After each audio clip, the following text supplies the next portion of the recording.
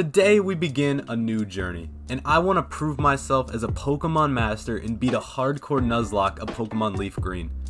If you guys don't know the gist of a hardcore Nuzlocke, let me quickly explain. First, you can only catch one Pokemon for every route, and if any Pokemon dies on your team, it's dead. There's no coming back, bro. But to make it even harder on myself, to really test my skills, I also can't use any items in battle, so no healing, none of that. And I also have to play the game on set mode, which basically means I don't have any option to switch Pokemon when they send a new one out, which makes it even more hard on myself because I clearly hate myself. But anyways, let's begin this journey because there sure is a lot of positives and there's a lot of negatives, so let's get into this. As these Pokemon games always start, you gotta name your rival, and what better name than Goku? Yes, the anime character Goku. And then obviously everyone knows how these beginning goes. Our 12-year-old self wants to leave our poor innocent mother and explore the world. So we go to Professor Oak's lab with our rival in order to get our very first sacrifice. Wait, whoa, did I just say sacrifice? I'm sorry, I meant best friend. And this is where all the little fanboys are gonna be mad at me. Because as an extreme Bulbasaur lover myself, I have to pick the cute little grass thing and name him Bubbles, obviously. But as we leave to begin our journey full of love and happiness with our new friend, our rival stops us and wants to fight. Obviously, to start this video out right, me and Bubbles have to destroy Goku to prove ourselves early on. And we lost. Yep, I'm so sorry we lost. But good for us, the Nuzlocke hasn't even started yet, guys. Since we're still in the tutorial and I don't have Pokeballs. But yeah, I am so sorry. This is gonna be bad. And to even make it worse, my very second file recording of this game got corrupt and I lost the footage of me catching the first couple Pokemon and making it to the first gym. So let me just quickly recap what happened basically. So after we were mentally destroyed by Goku, we encountered our first very best friend, and it was a Rattata, and we named him Chad. Little did we know this rat would literally become my best friend. After that, we quickly encountered a Mankey and named him Jake Paul for obvious reasons, and we also caught a Pidgey named Burb and a Metapod named Harden. We quickly made our way through Viridian Forest, killing all the innocent bugs, and then we made it back to the first gym where my footage comes back. And as easy as stealing children's happiness, we beat Brock with literally just spamming Vine Whip on Bubbles and completely wiping this pathetic gym battle with ease. As we continue our absolute slaughter fest while we look for the next encounter, we find a shady old man that's selling a Magikarp for literally only $500. And since we already have crippling debt, I might as well just buy the fish, and we named it Karen. But before we start our journey through Mount Moon, I end up catching a Zubat that we named Fangs. Cute, right? After getting our newfound friend, we continue through Mount Moon, and while we continue to beat up every trainer we find and taking their money, our very own Bubbles ends up evolving into an Ivysaur. As we're finally making our way out of the tunnel, we find some crazy scientist guarding two different fossils. And we make easy work of him, but we steal one of his fossils while we're at it. At this point, I'm starting to think this Nuzlocke is going to be easy. This is like super easy. We have nothing to worry about. And god dang, was I wrong. Everything starts to go wrong as I enter Cerulean City and we come face to face with our rival Goku once again. So let me explain myself. I actually forgot there was a rival fight here and I am severely under level.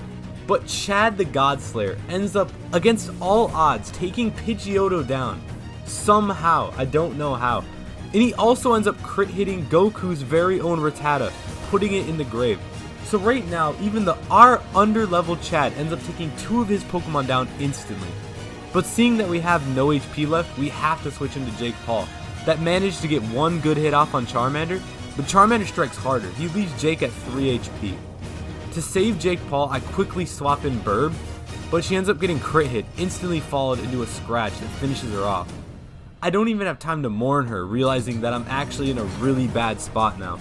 Losing Burb was one of my only Pokemon that was leveled up. Now I'm forced to throw in Bubbles, which is a grass type, and I have to use Leech Seed to try to stall Charmander out. As I go for a tackle, Charmander strikes fast and embers us, which leaves us with a nasty burn, but we barely survive. Desperate, we have to switch, and we end up sacrificing Harden in the Metapod, so we can switch back into Chad, who we're putting all of our faith and money into with a quick attack. As we send the quick attack, everything's tense. Everything freezes, no one knows what's gonna happen. But just when I thought everything was lost, Chad the God Slayer takes down Charmander, and proceeds to one-shot Abra after Charmander. It was at this moment where I realized if I get cocky in a Nuzlocke, it can always humble me.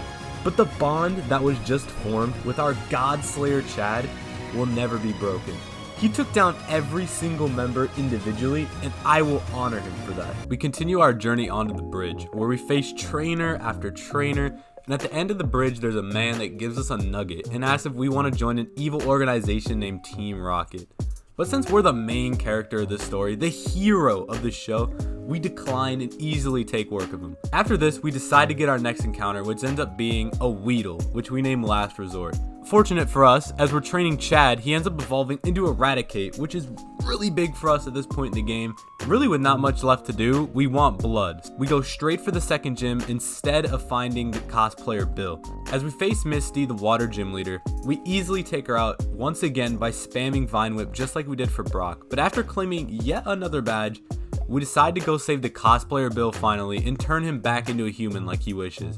And for our good deed, he gives us an SS and ticket, which means it's finally time to go to the next city. As we make our way to Vermilion City, we end up finding some bike route and just run for about 45 minutes through this horrible tunnel. And we finally find an exit which leads perfectly to Vermilion City. As we got to the city, I didn't want any of my new encounters yet until we faced the gym. So we decided to get TM cut and head straight for the head sailor of the SSN. As we used the newly SSN ticket Bill gave us to explore the ship, we grabbed many different items and we beat many different sailors. But as we make our way up higher and higher up the boat, we come across our fated rival Goku once again. But this time I'm ready. I came prepared knowing I would be facing him so we can get this sweet, sweet revenge for what he has done to us so far. And once again, like always, Chad the God Slayer ends up taking out Goku's entire team himself once again. And I don't know if you guys are sensing a trend, but this happens a lot. I don't know what it is about this little rat that I love so much, but he really is carrying my team, and honestly, I don't even mind. But after beating Goku and laughing at his now dead Pokemon, we head upstairs to the captain of this ship who is super ill at the moment. So the weird part is, us, the 12-year-old, kind of just comes up to this old man and just rubs his belly, but it heals him, so we ignore it, and we take our new TM cut. After gaining our new TM cut, we decide to get some new encounters and also level up our team. I also want to add that we caught a Pidgey we named Zombie earlier, but we forgot to add it in the video. But anyways, we go to Route 11 and we catch ourselves a Spearow named Jenny, and then we head right to Diglett's cave where we catch a Diglett named Turd. And our plan at the moment was saving this encounter, which was Diglett, up until now, so we could save it for the electric type gym leader. As we also decide to level up our team, our beautiful Karen the Magikarp ends up evolving into a Gyarados. And then we came across one of the worst developed puzzles or worst developed things ever in a game, which was, I don't know who made this puzzle for the third gym, but they should be fired. I spent probably about 30 real minute time just spamming the A button on stupid trash cans just to finally face the gym leader. But anyways, now that we're calm and collected, we go to face the gym leader, Mr. War Veteran. And as we said earlier, our plan went right into action. We used Diglett to take down this gym by spamming Dig and making quick work of this gym, which gives us our third badge. Now that we have nothing left to do, we head east to Cerulean City to find the Dark Cave, which leads us to get our Route 9 encounter, which is Garar, the Sandshrew. I meant to name him Gaara from Naruto, but I misspelled it, so he is Garar. During our journey to the Dark Caves, Fang the Zubat ends up evolving into Golbat, and after walking around in the Dark Cave and definitely not just looking up a map on Google, we get out of the Dark Cave and we slowly enter the spooky town of Ghosts and the Dead called Lavender Town. As we know, another fated rival battle is coming up, so we level up our new friend Garar and he evolves into Sandslash.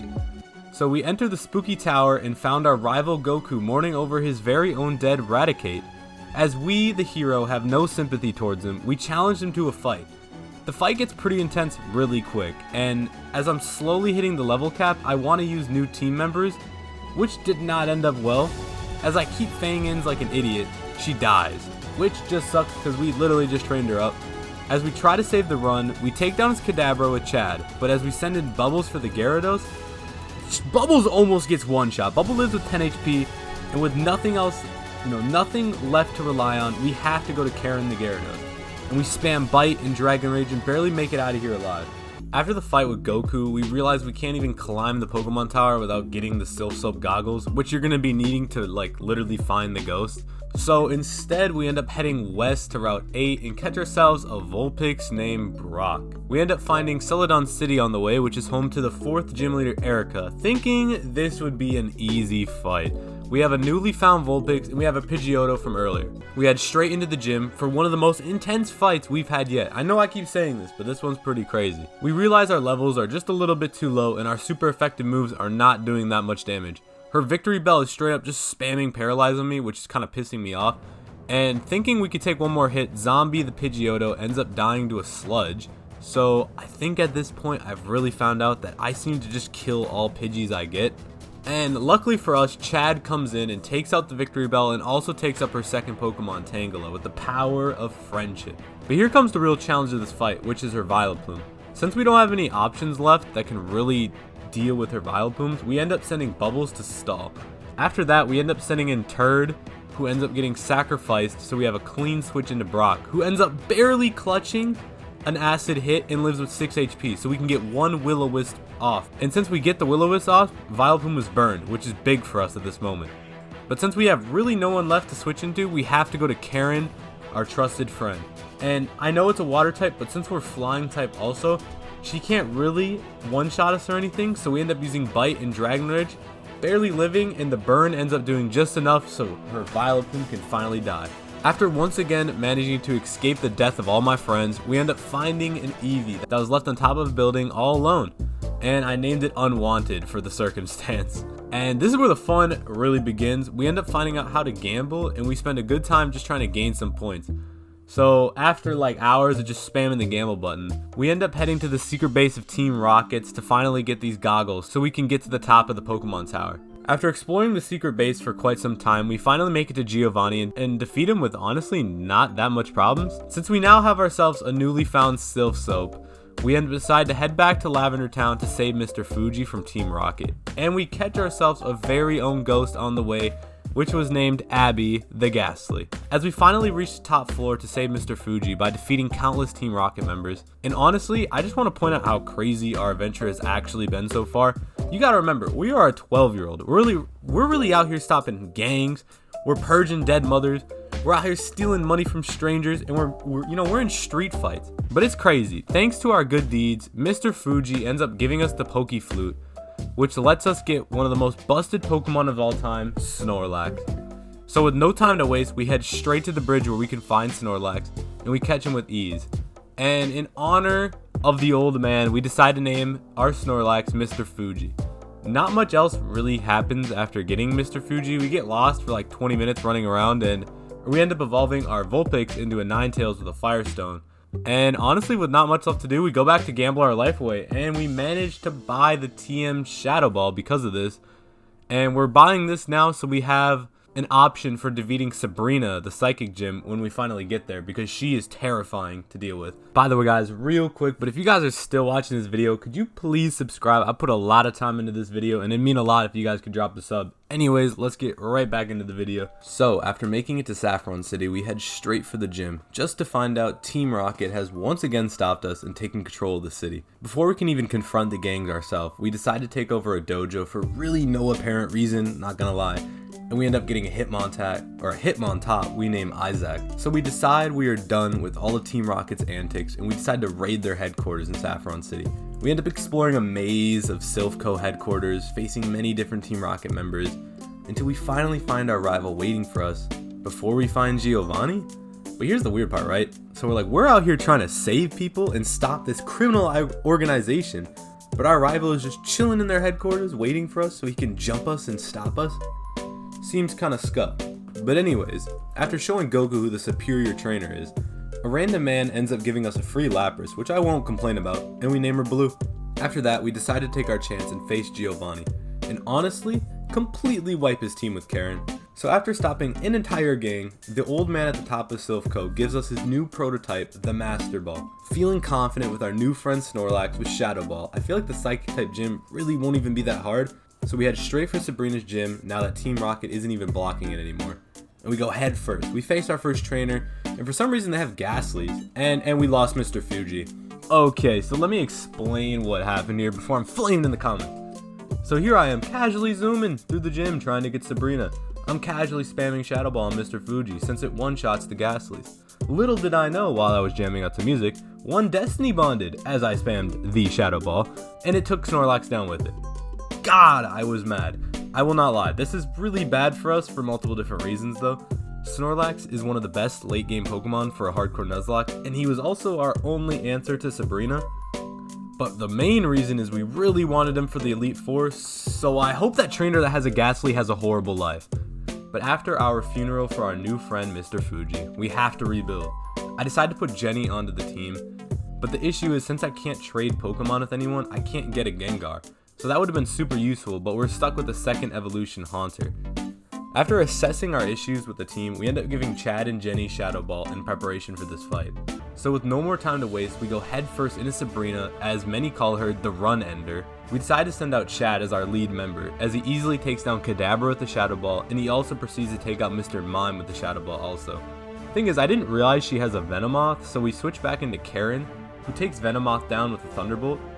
And this is where the real challenge Pokemon comes out. She sends her lead, Alakazam, out, which instantly uses Calm Mind. Which, if you don't know, Calm Mind completely boosts her special attack. And on Alakazam, a Pokemon that already has crazy special attack, that is scary. So we send in Abby for hopes of one chance.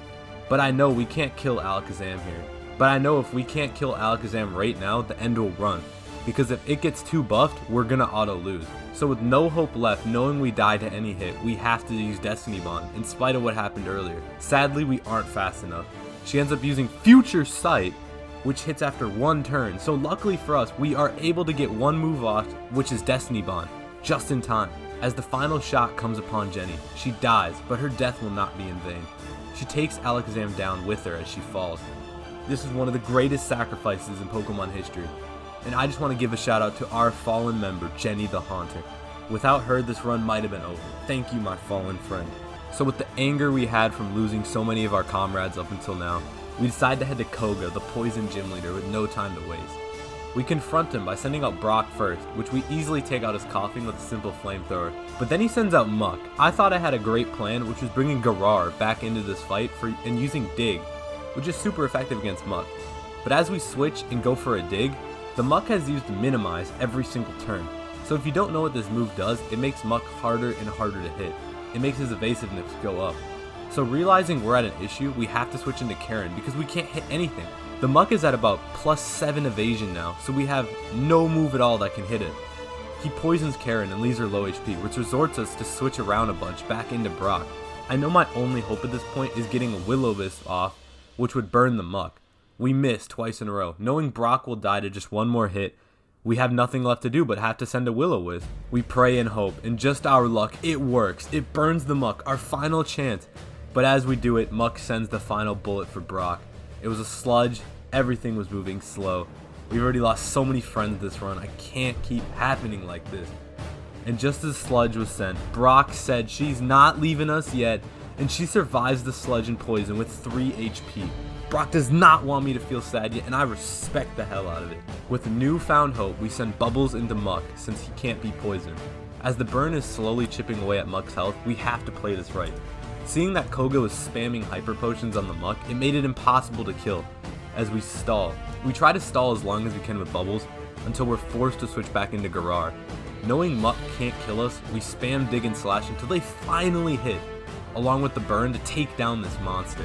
We keep Garar in the fight for his coughing, so we can take it out with spamming Slash, but as we do that, the stupid Pokemon self-destructs and takes down our good friend Garar. Purely filled with rage and one Pokemon left, which was his Weezing. At this point, we have our only hope left, which is Chad. He's the only Pokemon on our team which isn't like 20 HP and not poisoned. So like always, we're left with Chad. He uses Super Fang, which leaves Weezing at half HP. But Weezing strikes harder with a critical hit Sludge, leaves Chad at 20 HP.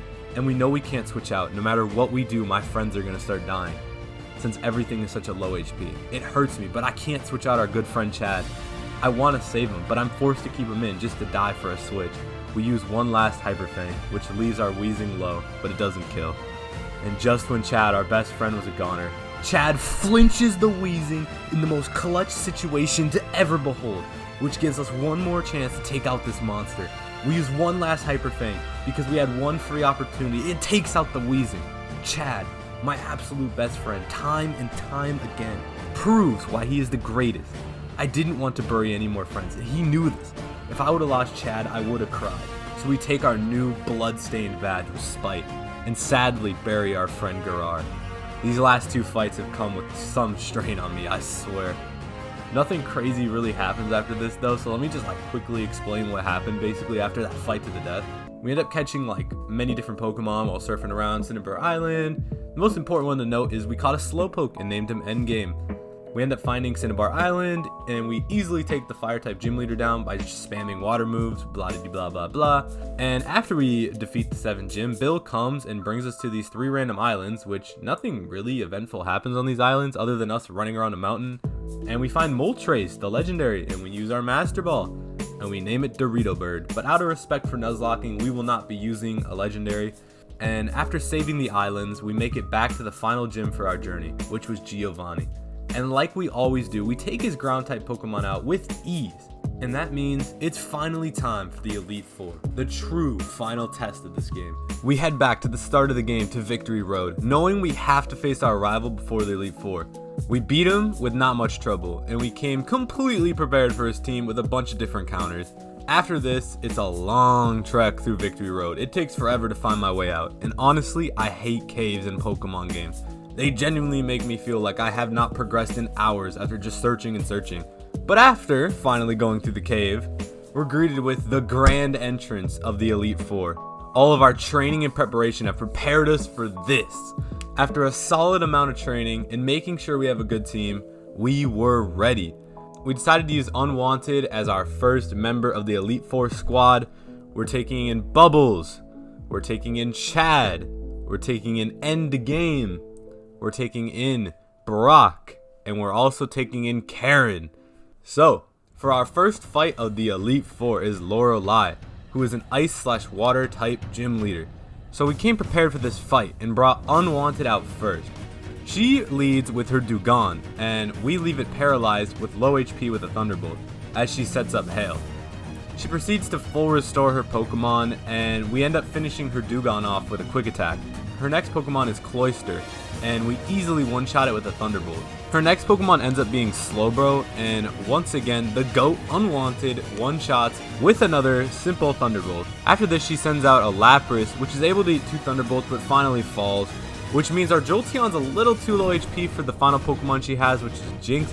So we don't want to risk nothing, not going into Elite Four. We don't want to risk nothing. So we switch into Brock, who honestly easily finishes off Jinx with a super effective Flamethrower. Feeling like a good trainer, we head to Bruno, who is the Fighting Rock Elite Four member. We start off the fight leading with Endgame as he sends in Onix. We proceed to one-shot Onix with a Surf, and after this he sends in his second Pokemon, Hitmonchan, who we're also able to take down with a Psychic. Following the death of Hitmonchan, he sends in his Hitmonlee, who we get super low HP, but we don't want to risk losing Endgame as Endgame takes a good hit from Hitmonlee. So we switch into Karen to finish off everything and not risk any deaths. Now his ace, Machamp, comes out, who is a very terrifying Pokemon if you play it wrong. And it completely ate our Earthquake on Karen, but luckily it didn't really deal much damage because we are a flying type. But just when I thought we are completely fine, we're a flying type, we get hit with a critical cross chop that leaves Karen super low. But playing it safe, we switch into Bubbles and do the biggest misplay of our career. We use Strength instead of Giga Drain, and it would have killed if we would have used Giga Drain, but it leaves Machamp in the red, which means Bruno gets a full restore. Seeing that we're in a bad spot, we have to use Leech Seed and go for a Giga Drain. His Machamp uses Bulk Up, which is already terrifying me now, but luckily he doesn't get full restored again, and we finish it off with yet another Giga Drain. Still with one Pokemon left, his Onix, we easily finish it off with Giga Drain once again. And we already at this point beat 2 Elite Four members within literally a couple minutes, bro. But I feel like the first 2 are the easy ones of these original games. So, for the next one, we're facing Agatha, the Ghost Elite Four member. She has a very terrifying team along with many Gengars. So we decided to leave with Chad, actually, who we face into Gengar. And we actually take the first Gengar down with just 2 Shadow Balls. And she proceeds to send out Golbat, which is her next Pokemon, and it makes us swap back into Unwanted, because I don't really want to risk Chad. Chad's fine, but I don't think Chad can really take down a Golbat, so we switch into Unwanted, who takes out Golbat with a Thunderbolt. Her next Pokemon is Arbok, which is honestly the hardest Pokemon on our team for me. I don't really have an answer to, but we switch into Karen, and we do remember we have Earthquake, which basically takes it out. But it lives with just a little HP, and she actually full heals Arbok. So knowing this, we simply finished off with 2 different hits. And now she sends out her ace, which is a level 58 Gengar. And at this point, we're actually kind of already under leveled. I thought we only had to level to 54 because of the first member, but we have to continue anyways. So the Gengar puts Karen to sleep. And knowing she's probably going to nightmare us, we switch into Chad, who manages to actually take down Gengar with 1 critical hit Shadow Ball. After this, she sends in a Haunter, who we proceed to just, take down with really not that much problems. Or honest to God, who would have thought our friend Chad would have made it this far in the playthrough? Like, most people would not have Eradicate this far in the game. So, we do have a problem as we're heading to Lance here. I leveled my team to 54 for the Elite Four, thinking that was the level cap of the first Elite Four member. But I didn't realize that I should have leveled my team to level 60 because Lance has level 60s. And I should have, if I did another playthrough, I would have leveled my team to 60, which is already an issue. So we're going in quite under-leveled against Lance's dragon types, which is pretty terrifying. So we really got to play this well, or this could be really dangerous. So we decided to lead with Unwanted versus Lance, as he leads with his very own Gyarados. Good for us, it's a good typing, and we can easily take out Gyarados with just 1 Thunderbolt. His next Pokemon is a Dragonair, who isn't really that scary, but we send out Endgame to deal with it, just spamming Ice Beams. But the issue is the Dragonair kind of left our Slowbro pretty low HP, and not ready to fight the Dragonite with Slowbro now, so that's kind of an issue. Lance sends in his second Dragonair, who paralyzes our Slowbro, but we actually proceed to kill it using Ice Beam. And here's when the real issue comes, is after this, he sends in his ace, Dragonite. With no options, we have to switch into Karen, because our original plan was to keep Slowbro in to Ice Beam it to death, but Karen also has Ice Beam, so our only other person that can really deal with Dragonite is Karen. So we switch into Karen, and instantly, he critical hits us with an Outrage, leaving us in the red. We don't even have time to think, but we can't switch out, because he's using Outrage. It's going to one-shot most of my people. So we decide to hit a Thunderbolt because we're stupid. I should have clicked Ice Beam, thinking it was super effective because of the flying typing, but I was very wrong. But the alarming fact is, Thunderbolt did like literally nothing. Even though it wasn't crazy, like it was just normal effective, that did nothing. Dragonite ate that like crazy. So us being lower level is really not looking good for us right now. Just when it's looking down, Dragonite takes out Karen with just another Outrage. With no time to literally even mourn our good friend Karen, we send out Bubbles to poison the Dragonite. Finally, Dragonite Outrage is done, and it's confused. We also set up Leech Seed to stall. Banking on Dragonite to keep hitting itself along with the poison and Leech Seed, we switch into Brock as it's confused to try to finish off the Dragonite. We end up not doing enough damage, and Dragonite lives just barely and hits Rock with a massive Hyper Beam. We barely live, but luckily the Leech Seed and Poison takes out this monster dragon. So us being pretty confident at this point, Lance sends out his last Pokemon, which is an Aerodactyl. I honestly forgot he even had an Aerodactyl. But coming into this fight, I didn't really think much of it because we had so many water types. Seeing that Karen is already dead and Endgame is way too low HP to use, we have come across our final issue of this fight. We switch from Brock into Bubbles with not much hope left and get taken out with a Wing Attack. I was really hoping we'd be able to get at least 1 Leech Seed off, but everything's going downhill. Once again, our friends are being taken from us and we have no hope left. But when we've had no hope before, we always send in Chad. So like again, one of our only hopes left is Chad. So we send Chad in to use Super Fang, and it leaves Aerodactyl at half HP. Luckily for us, Aerodactyl uses Scary Face, so we get basically a free turn. The next turn, we get to use a Hyper Fang, but sadly it's not doing enough damage to take out Aerodactyl.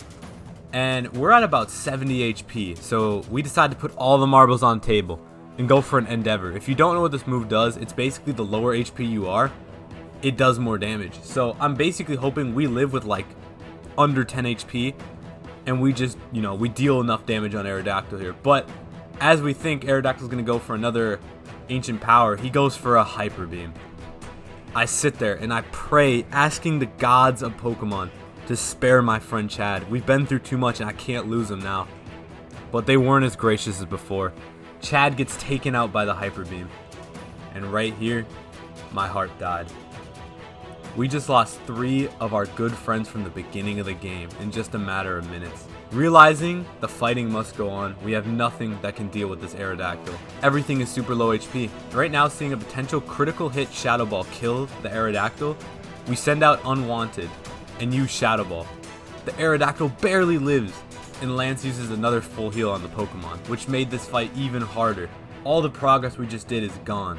Seeing our only option at this point was luck, we go for Thunder Wave and paralyze the dumb fossil Pokemon. We get yet another Shadow Ball off just for the fossil to use another Hyper Beam and take out our other friend Unwanted. Seeing that he has to recharge, we see this as our one opportunity to kill it. We switch into endgame, we bank on everything that doesn't get paralyzed for a turn. And luckily for us, endgame finishes it off with a Surf, finally. As the doors open, as we finish off Lance, I feel nothing but sadness, as we just lost our good friends, Karen, Bubbles, Unwanted, and Chad.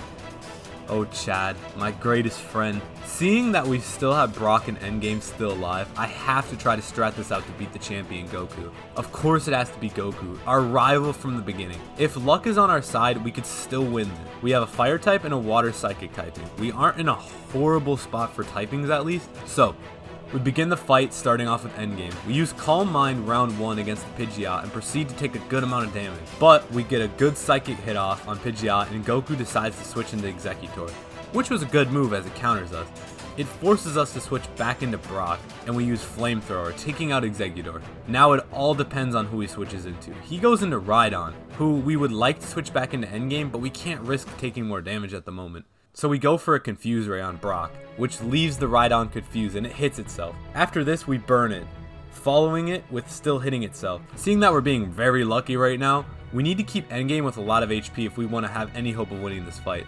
So we keep Brock in, we use Flamethrower, and we get a pretty good hit, but we get hit with a massive Rock Tomb, leaving us at half HP.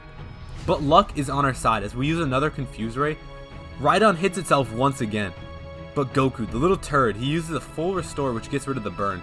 It makes us set up everything once again. Seeing we're in a bad spot with low HP, we have to Confuse Ray it once again, and it hits itself once again. Hoping to take it out with Brock, we use a Flamethrower, which leaves it low, and it hits itself for literally like the 8th time, which lets the burn kill it off. That was big from our friend Brock. But with no time to waste, Goku sends his Gyarados out, who we have to try to Confuse Ray to survive, but we're slow and get killed by a Thrash. So with just one Pokemon left, we send out Endgame, our final hope of this run. We use 2 Ice Beams while the Gyarados thrashes, and it finally leaves itself confused. But at this point it doesn't matter. We're left at 11 HP, and we finally kill the Gyarados. But at this point, there's not much we can do. He still has 2 Pokemon left, and he resends out the Pidgeot as he uses Airlace to finish our dreams off. I sit there as we white out, and I think, what went wrong? What could I have done better? And honestly, I think it was just the levels. I think being under-leveled to Dragonite was the death sentence. I should have leveled to level 60 instead of 54. That was my fault as the trainer. I want to get a remembrance of all of our fallen comrades of this journey so far.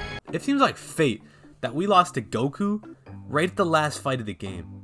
But just like fate has always been, there is always winners and there is always losers. Today, we are left losers, blood-stained with no friends left.